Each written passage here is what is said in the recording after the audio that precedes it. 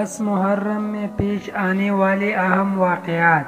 حضرت آدم علیہ السلام کی توبہ کی مقبولیت،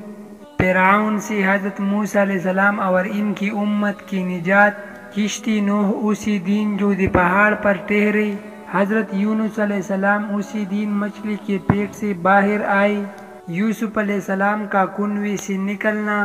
حضرت عیسیٰ علیہ السلام کی ولادت اور آسمانوں کی طرف اٹھایا جانا اسی دن میں ہوا، حضرت داؤد علیہ السلام کی توبہ،